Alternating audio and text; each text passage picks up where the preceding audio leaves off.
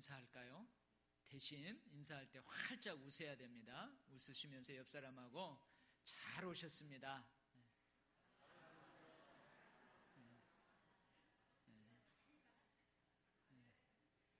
할렐루야. 할렐루야.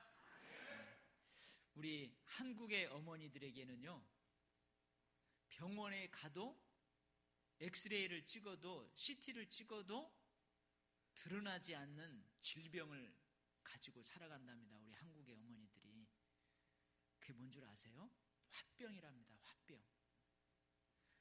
화를, 이 분노를 적절하게 풀어야 되는데 그것을 풀지 못하고 이렇게 가슴에 응어리져서 병이 되었는데 그것이 화병이래요. 그래서 병원에 가도 의사가 괜찮다고 하는데 밥을 먹어도 끄끄하고 괜히 시름시름. 이게 우리 한국의 어머니들이 가지고 있는 화병이래요. 근데 여러분, 우리 한국의 어머니들이 스트레스만 받으면서 그렇게 살았을까요? 분명히 그렇지 않아요. 때로는 기쁜 일도 있었어요. 행복한 일도 있었어요. 그러나 대부분의 어머니들은 행복해도 그 행복을 밖으로 표출하면서 못 살아서 그래요. 즐겁고 기쁠 때에도 마음껏 웃지를 못합니다. 슬플 때에도 마음껏 드러놓고 울지를 못해요. 그래서 서방님이 멀리 한양에 가면 뛰어나와가지고 잘 다녀오시라고 해야 되는데 멀찍이서 옷고름만 이러는 거예요. 어디 갔다가 서방님이 한 달간 집을 비웠다 오면은 뛰어나가서 어서 오시라고 해야 되는데 저 멀리서 그냥 이러는 거예요. 왜 그래요? 이게 유교 문화가 우리 어머니들의 슬픔과 아픔, 기쁨과 행복의 감정을 눌렀어요. 여러분, 화병은 어떻게 하면 치료되느냐? 혹시 우리 어머니들 지금 화병 가지고 계신 분들은 기뻐하고 즐거워하고 행복하면 그 화병 싹 나와버려요. 근데 이 유교 문화가 그 감정을 마음껏 발산하지 못하도록 꽉 눌러버린 것이죠. 근데 요즘은 그렇지 않은 것 같아요. 요즘은 중년의 아주머니들, 우리 어머니들이죠. 중년의 아줌마들, 그리고 젊은이들 너무나 감정 표현을 스스럼 없이 자연스럽게 합니다.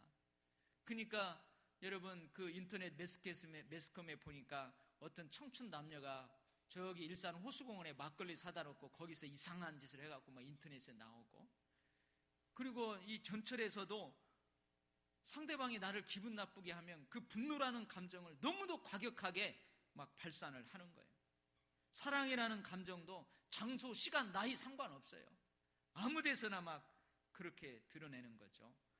감정 표현은 자연스러운 것이다. 이 말이 민망할 정도로 과도한 감정 표현을 자연스럽게 하는 요즘 세태를 보면서 오히려 좀 감정을 절제했으면 좋겠다, 그런 생각이 들 정도입니다. 그럼에도 불구하고 여러분, 감정은 하나님이 우리 인간에게 주신 소중한 것들 중에 하나입니다. 하나님 기뻐하셨어요? 안 하셨어요? 하나님도 기뻐하십니다. 하나님도 때로는 불쌍히 여기셔서 위로해 주시는 그러한 하나님의 모습도 있어요. 예수님은 심지어 눈물을 흘리신 적도 있습니다. 그래서 중요한 건 뭐냐? 감정을 어떻게 표출하는가? 감정을 어떻게 다스려 나가느냐? 이것이 중요합니다. 여러분, 우리에게 좋은 감정을 가지고 있어요, 없어요? 우리는? 있어요. 나쁜 감정도 가지고 있어요, 없어요? 여러분들은 없군요. 저만 있어요. 우리는 좋은 감정도 있고 나쁜 감정도 있어요. 근데 왜 그 감정을 좋다고 하고 나쁘다고 하느냐?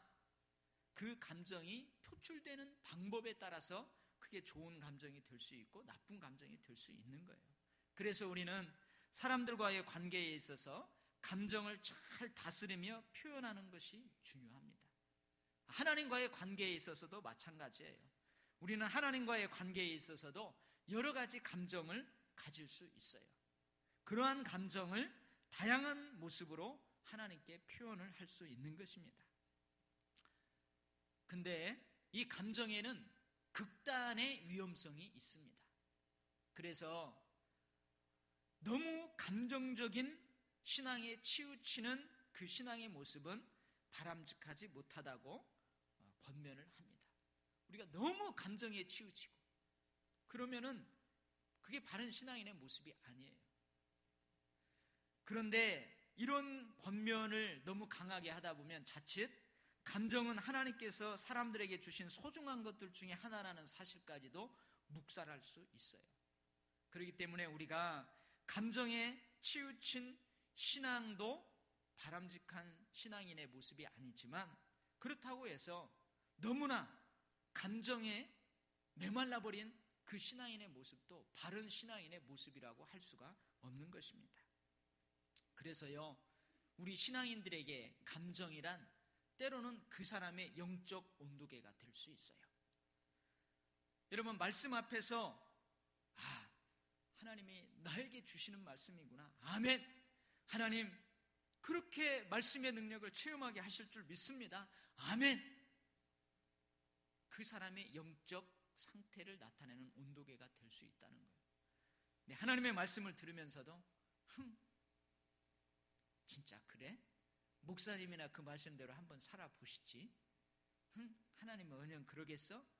이런 사람은 어때요? 영적 온도계예요, 그 사람의. 여러분, 기도하면서 찬양하면서 표출되는 그 사람의 감정이 그 사람의 영적 온도계일 수 있습니다. 여러분, 신나게 막 즐겁게 찬양이 울려 퍼지는데 자기만 이러고 있어요. 그 사람의 영적 온도계예요. 기도하면서 모두가 다 우리 뜨겁게 기도하자고 하는데 자기만 이러고 있어요. 그 사람의 영적 온도계예요.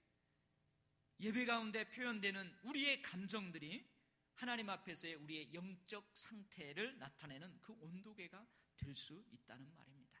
여러분, 제가 오늘 읽어드린 이 말씀 속에서 우리가 누구를 만나게 되냐면 춤추는 다윗을 만나게 됩니다.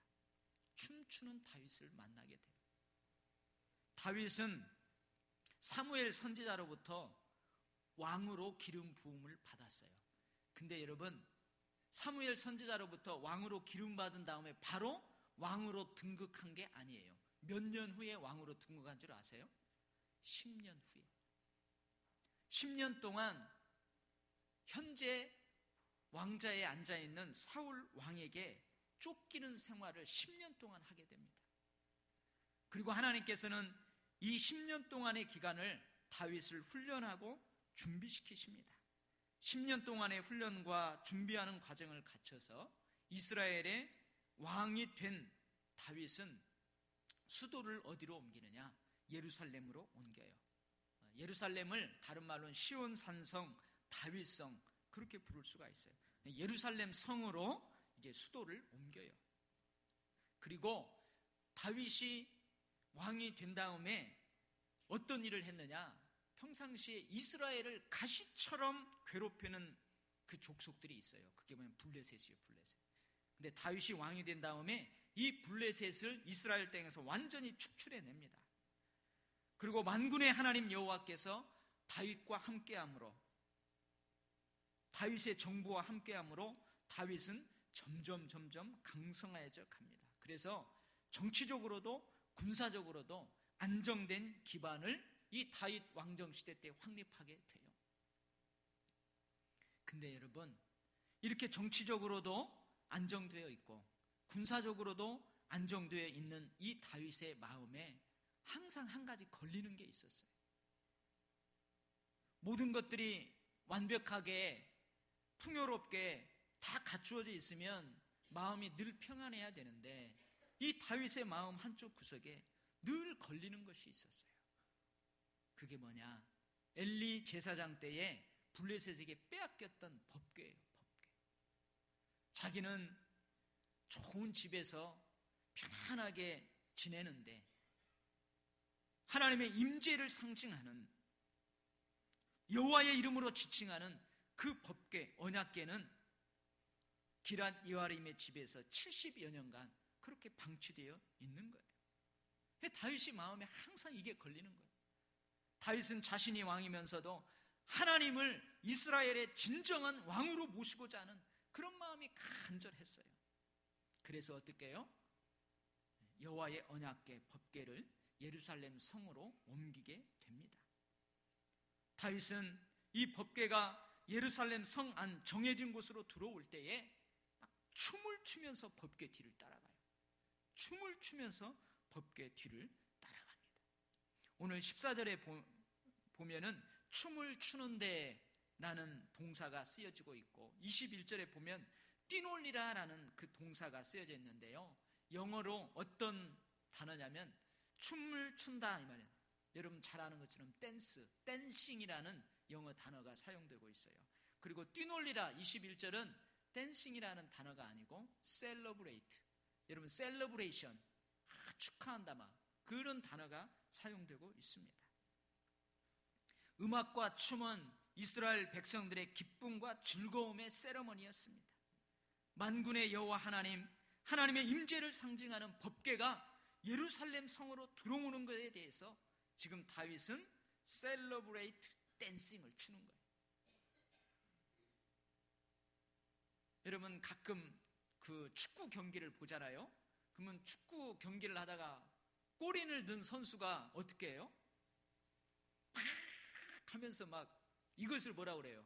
세레머니라고 하죠. 믿는 선수들은 골을 넣고 그 잔디밭에 쫙 미끄러지면서 무릎 꿇고 기도하잖아요. 이게 세레머니예요. 요즘은 골인을 탁 넣고 어떤 세레머니를 하냐면 이거 강남 스타일 이거 하잖아요. 요즘 이게 유행해가지고 여러분 우리도 그러잖아요. 뭐가 잘 되면 아싸 오예 막 그러잖아요. 그죠? 이게 세레머니예요. 우리 믿는 사람들은 잘 되면 뭐라 그래요? 할렐루야 할렐루야 그러잖아요. 아멘? 네. 이게 바로 세레머니예요. 세레머니. 근데 다윗은 이 세레머니를 뭘로 한다고요? 춤으로 한다. 춤. 다윗의 춤은 어땠을까요? 어떤 춤을 추었을까요? 궁금하죠? 근데 성경에 안 나와 있어요. 어쨌든 다윗은 춤을 춰요.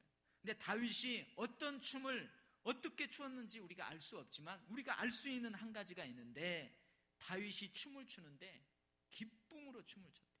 즐거움으로 힘을 다해서 춤을 추었다, 이렇게 기록을 하고 있습니다. 다윗은 기쁨과 즐거움의 감정을 힘을 다해서 춤으로 표현하고 있는 것입니다. 사실 여러분, 다윗은 이 법궤를 옮기는 일에 한 번의 실패를 경험했어요. 법궤를 옮기다가 그냥 사람이 죽고 말았습니다.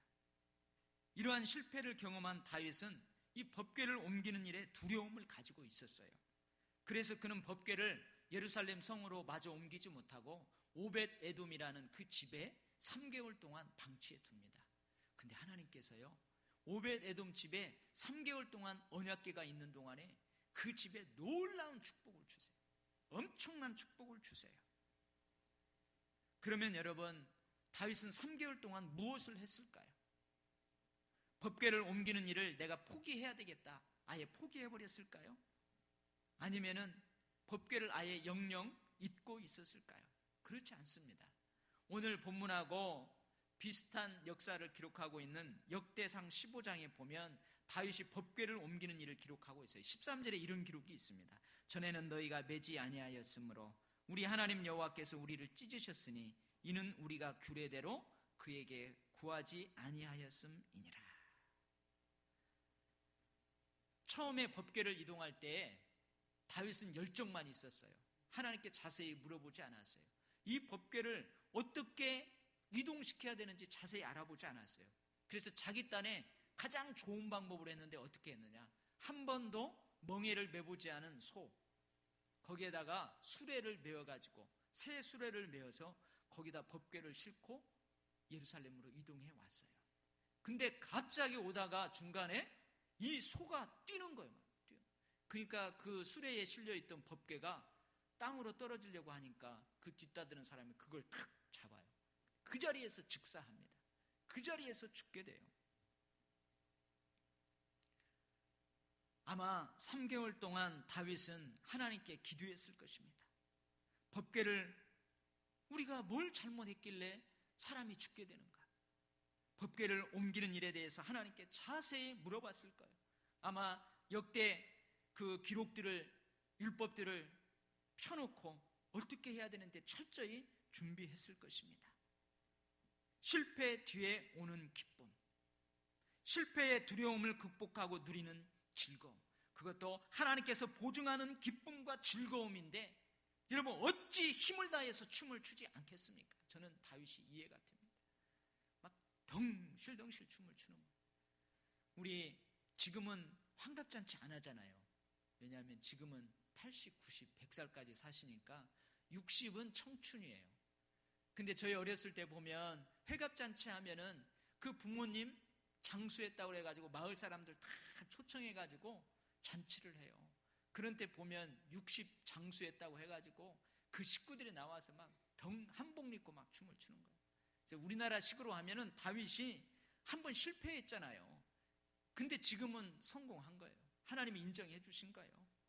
그러니까 막 우리나라 표현을 하면은 한복 입고 엉덩이를 치면서 좋다 하면서 춤을 추는 거예요.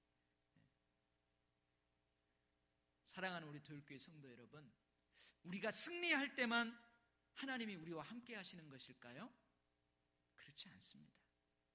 우리가 승리할 때만 하나님은 우리와 함께 하시는 분이 결코 아닙니다. 우리가 실패할 때도 하나님은 여전히 우리와 함께 하세요. 실패한 그때에도, 실패한 그곳에서, 실패의 두려움 가운데 있는 우리가 간절히 기도하고 하나님을 찾기를 기다리면서 즉각적으로 응답할 준비를 항상 하고 거기에 계십니다. 여러분 일주일을 생각해 보세요. 여러분들이 지금 예배자로 나왔는데 지난 일주일의 삶이 항상 승리자의 삶이었습니까? 항상 말씀대로 순종해서 늘 기쁘고 환한 그런 삶이었습니까? 그러지 않아요. 우리는 주일날 하나님 앞에 예배하러 나올 때 항상 승리자의 모습으로만 나오는 것은 아닙니다. 그러나 우리가 비록 실패자로 예배 가운데 나왔더라도 돌아갈 때에는 승리자로 돌아가게 하실 줄 믿습니다. 느헤미야 8장에 보면요, 어떤 내용이 기록되어 있냐면 느헤미야와 에스라가 이스라엘 백성들을 모아놓고 율법을 강론해요. 율법을 설교하는 거예요. 근데 이스라엘 백성들이 한 사람도 떠나지 않고 아침부터 늦은 시간까지 에스라가 말씀을 강론하는 그 말씀을 들어요. 근데 갑자기 그 모여있던 이스라엘 백성들이 저쪽에서부터 누가 흐느끼기 시작합니다. 저쪽에서도 흐느끼고 여기서도 흐느끼고. 왜 흐느끼냐? 그 율법의 강론을 들으면서, 율법의 그 말씀을 들으면서 하나님의 말씀대로 살지 못했던 실패자의 모습으로서의 지난 과거를 생각하면서 통곡하는 거예요. 우리가 그렇게 실패했던 것은 하나님의 말씀대로 살지 못했고, 왜 우리가 진작 이 말씀대로 순종하지 못했을까 하고 여기저기서 한 명씩, 두 명씩, 세 명씩 흐느끼기 시작해요. 그러더니 그 광장에 모여있던 모든 이스라엘 백성들이 무릎을 꿇고 두 손을 들고 하나님 앞에 자복하고 회개하면서 통곡하면서 그렇게 기도하는 거예요. 근데 그때 느헤미야가 에스라와 함께 나가서 이렇게 이야기합니다. 이스라엘 백성들이여, 오늘은 울지 맙시다. 오늘은 울지 맙시다. 오히려 오늘은 여호와를 기뻐하는 것이 우리의 힘입니다. 오히려 이 회개하며 깨달은 이 은혜로 인하여서 하나님을 기뻐합시다. 그렇게 격려합니다. 사랑하는 성도 여러분, 예배 가운데 기쁨을 누리시기를 바랍니다. 찬양할 때에 찬양의 감격에 빠지시기 바랍니다. 찬양의 감격을 누리시기 바랍니다. 그것이 여러분 우리의 힘입니다. 우리의 힘이에요. 저를 기독해 하는 성도들이 참 많아요. 제가 금요 철야 때하고 주일날 새벽 기도면 꼭 이 기도를 빠지지 않는데요. 어떤 기도냐면, 하나님, 요즘 삶의 정황이 그래서 주일날 한 번 예배 드리고 새벽 예배도 못 나오고 수요 예배도 못 나오고 금요 철야 때 나와서 기도도 못하는 성도들이 많습니다. 그래서 이 주일에 받은 은혜로, 이 주일 받은 그 신령한 그 저주로 일주일을 살아가는 성도들이 많은데, 하나님 주일 예배에는 꼭 은혜를 주셔야 됩니다. 꼭 은혜를 주셔야 됩니다. 그렇게 기도를 합니다. 여러분 제발 이 기도 안 할 수 있도록 여러분 수요 예배도 나오시고 금요 철야에도 나오시고 새벽 예배도 나오시기 바랍니다. 무조건 아멘 하고 보는 거예요. 아멘. 정말이에요. 예배 때 은혜 받지 못하면 언제 은혜 받아요? 제가 안타까운 게 있어요. 이 안타까움도 제발 좀 없애주기 바랍니다. 제가 예배를 인도할 때 여기 탁 서서 찬양을 하잖아요. 그러면은 여러분들도 막 입 쫙 벌리면서 찬양을 해야 되는데 이러고 계시는 분들이 좀 있어요. 제가 안타까워요. 저는 처음 신앙생활 할 때요, 몰라도 막 크게 했어요. 그러니까 앞에 있는 사람이 돌아봐요. 음을 틀리게 잡으니까 돌아봐요. 그래도 막 크게 했어요. 그래서 목사가 된 겁니다. 여러분 예배 때 모르는 찬이 나와도 큰 소리로 찬양하시기 바랍니다. 아멘. 이 예배 때 은혜를 받아야 돼요. 그래야만 우리가 일주일을 살 수 있어요. 다윗이 추는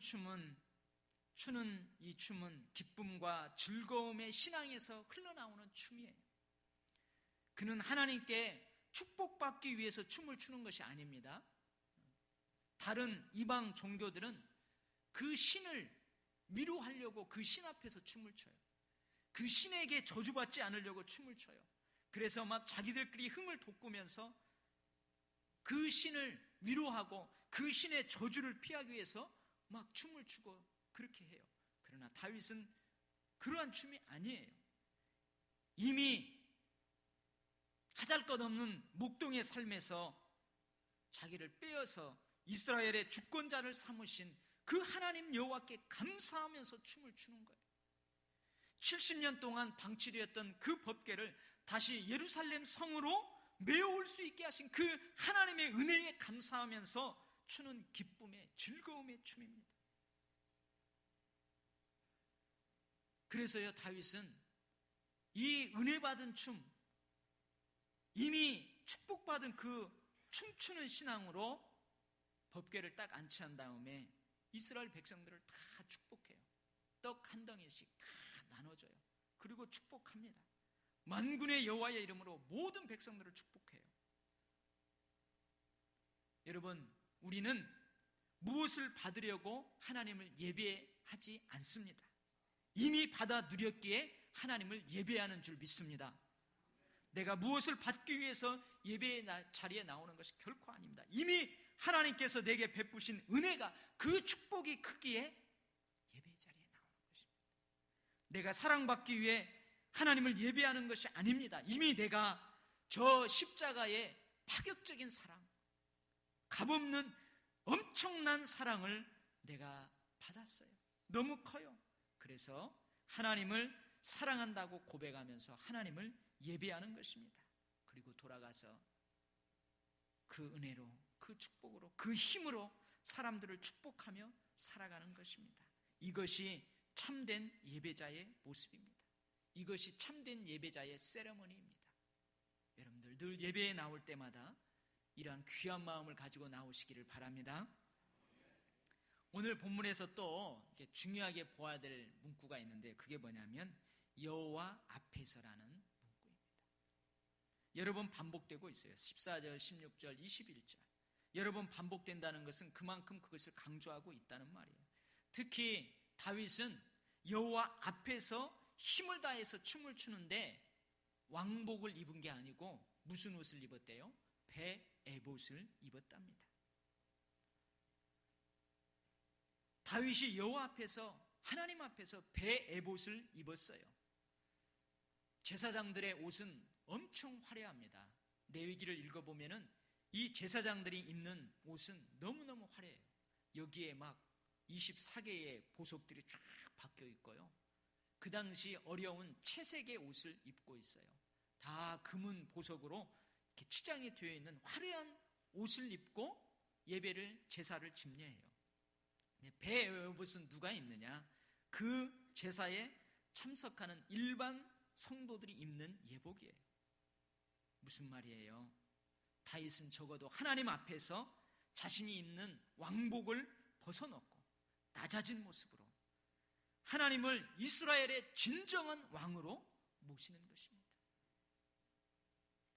21절에도요 다윗이 자기에게 뭐라고 하냐면은 여호와의 백성 이스라엘의 주권자로 하나님이 자기를 삼았다. 이 주권자라는 단어 속에서도 다윗의 겸손함이 드러납니다. 여기 주권자라고 쓰여져 있는 히브리어는 원래 나기드라는 단어라고 해요. 근데 이 단어의 원뜻은 뭐냐? 지도자 또는 방백, 이게 족장이라는 거예요. 족장. 근데 원래 왕한테는 어떤 히브리어 단어를 써야 되느냐? 멜렉이라는 단어를 써야 돼요. 멜렉. 근데 멜렉이라는 단어를 쓰지 않고 나기드라는 단어를 쓰고 있어요. 멜렉이라는 단어에 비교해 봤을 때 나기드라는 단어는 비교적 낮은 신분을 뜻합니다. 근데 다윗이 자신을 지칭할 때 이런 단어를 쓰고 있어요. 그것은 뭐예요? 하나님을 이스라엘의 진정한 멜렉, 진정한 왕으로 모시고 싶다는 다윗의 의도가 있는 거예요. 그런데 이러한 낮은 마음을 가지고 여호와 앞에서 춤을 추는 것을 보고 사울의 딸이면서 다윗의 아내인 미갈이 심중에 다윗을 업신여겨요. 다윗을 업신여기면서 뭐라고 토해내느냐? 이스라엘 왕이 오늘날 어떻게 영화로우신지 방탕한 자가 염치 없이 자기의 몸을 드러내는 것처럼 오늘 그의 신복의 계집종의 눈앞에서 몸을 드러내셨도다. 비아냥거리면서 지금 현대 뉘앙스를 가지고 이야기하면 여보 당신이 왕이야 대통령이야 근데 말이야 그런 춤을 어떻게 춰요? 당신이 종이에요? 이렇게 나무라는 거예요. 원래 이 춤추는 사람들이 있어요. 이스라엘이 전쟁에서 승리했거나 국가적으로 이 기쁨의 행사들을 할 때에 그 앞에서 춤을 추는 무희들이 있습니다.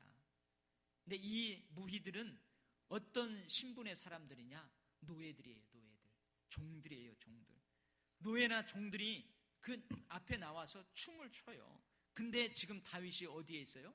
그 자리에 있는 거예요. 베옷을 입고 낮은 모습으로 하나님 앞에서 힘을 다해서 기쁨의 즐거움에 춤을 추고 있는 거예요.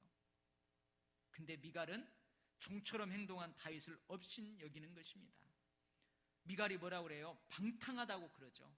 이 방탕하다는 단어는 여러분들도 익히 알고 있는 단어예요. 예수님이 산상수훈의 말씀을 하실 때 형제에 대해서 나가라 하는 자는 심판을 면치 못할 것이다 그랬어요. 그래서 이 나가라는 헬라어는 그 사람을 가장 모욕할 때 쓰는 단어예요. 우리나라 말로 하면 여러분 있죠. 뭐 이렇게 여름에 먹는 보신탕에 들어가는 욕 있죠. 그다음에 동전 들어가는 욕, 그런 욕을 하는 거예요. 그러니까 미갈이 얼마나 다윗을 멸시하고 업신여깁니까? 근데 거기에 대해서 다윗은 험악하게 반응하지 않습니다. 여보, 당신은 그렇게 보여서 나는 여호와 앞에서 했던 거야. 여보, 내가 이보다 더 낮아져도 이보다 더 천하게 보일지라도 여호와 앞이라면 나는 언제든지 춤을 출 거야, 여보. 다윗이 이렇게 얘기해요. 내가 이렇게 하는 것은 여호와 앞에 있기 때문이다. 내가 이보다 더 낮아져서 천하게 보일지라도 그것이 여호와의 앞이라면 괜찮다. 다윗이 그렇게 이야기하는 거예요. 다윗은 인간적으로는 존귀한 왕의 신분을 가지고 있었습니다. 하지만 하나님 존전에서는 비천한 종의 신분에 속한 자와 같이 행동하는 것을 부끄럽게 여기지 않았습니다. 하나님의 전능하신 손 만군의 여호와 하나님 앞이었기 때문에 그는 그렇게 행동할 수 있었습니다. 그리고 그렇게 행동하는 것을 너무나 당연하게 생각했습니다. 다윗은 하나님 앞에서는 자신의 신분도 자신의 체면도 다 내려놓고 있는 것입니다. 다윗은 하나님 앞에서는 단지 기쁨으로 즐거움으로 힘을 다해서 춤을 추고 있는 한 예배자일 뿐인 것입니다. 하나님은 다윗에게 엄청난 은혜를 베풀어 주셨어요. 천한 목동에서 뽑아서 여러 가지 어려움의 훈련 과정을 통해서 이스라엘의 왕으로 삼아 주셨어요. 생각해 보세요. 이러한 은혜를 베풀어 주신 그 하나님 앞에서 다윗이 춤을 추는 것, 이것은 당연한 것입니다. 어쩌면 그 하나님 앞에서 체면과 왕의 신분을 다 내려놓고 종의 신분으로 그 춤을 추는 것은 당연한 거예요. 한없이 낮아지고 낮아져서 가장 비천한 사람으로 멸시받는다 해도 그렇게 은혜를 베풀어 주신 하나님 앞이라면 힘을 다해서 기뻐할 수 있지 않겠습니까? 힘을 다해서 찬양할 수 있지 않겠습니까? 이게 바로 다윗의 마음입니다. 예수님께서 3년 동안 이 땅에서 공생애를 사셨어요. 근데 기록에 보면 3년 동안 공생애를 사시면서 예수님이 환하게 웃으셨다는 기록이 있을 법도 한데 그런 기록이 없어요. 그런데 요한복음 16장 22절에서 22절에 이런 기록을 하고 있습니다. 여자가 해산하게 되면 그 때가 이르렀으므로 근심하나 아이를 낳으면 세상에 사람 난 기쁨으로 말미암아 그 고통의 때를 다시 기억하지 아니하느니라. 지금은 너희가 근심하나 내가 다시 너희를 보리니 너희 마음이 기쁠 것이요 너희 기쁨을 빼앗을 자가 없으리라. 예수님이 제자들에게 하시는 말씀입니다. 십자가의 죽음을 앞에 두고 제자들에게 하시는 말씀입니다. 너희가 이제는 크게 기뻐할 것이라 말씀합니다. 무슨 말입니까? 예수님은 우리들이 누려야 할 기쁨을 위해서 3년 동안 근심과 고통을 다 몸에 짊어지셨다는 말입니다. 우리가 그 어느 누구도 빼앗을 수 없는 기쁨을 마음껏 누리기 위해 예수님은 우리의 질고를 지고 우리의 슬픔을 당하셨습니다. 우리에게 근심 대신 찬송의 옷을 입혀주시려고 예수님은 십자가 위에서 다 벗으시는 멸시와 치욕의 고통을 온몸으로 다 받아들이셨습니다. 사랑하는 성도 여러분, 이러한 예수님 앞에서 우리가 어찌 체면과 신분으로 앉아있을 수 있겠습니까? 이러한 예수님 앞이라면 한없이 낮아지고 낮아져서 가장 비천한 사람으로 멸시를 받는다 해도 어찌 힘을 다해서 춤을 추지 않겠느냐 말입니다. 어찌 힘을 다해서 기쁨으로 찬양하지 않겠느냐 말입니다.